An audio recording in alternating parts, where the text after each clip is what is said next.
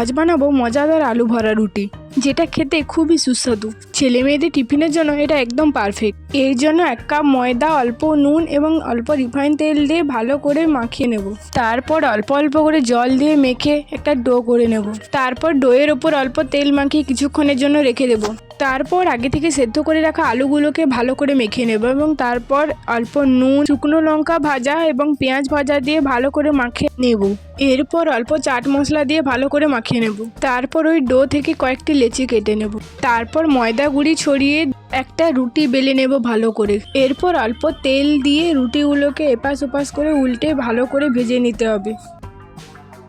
তারপর রুটির ওপর অল্প সস দিয়ে সসটাকে ভালো করে চামচের সাহায্যে মাখিয়ে নেব। তার ওপর আলুর পুরটা দিয়ে ওপর থেকে ডিমটাকে ঝুড়ি ঝুড়ি করে ছড়িয়ে নেব। তারপর মুড়ে নিতে হবে। এরপর কড়াইয়ে অল্প তেল দিয়ে রুটিগুলোকে দিয়ে ভালো করে এপাশ ওপাশ উল্টে ভেজে নেব। তোমাদের যদি কোনো রিকোয়েস্টেড রান্নার ভিডিও থাকে তাহলে বলতে পারো কমেন্টে।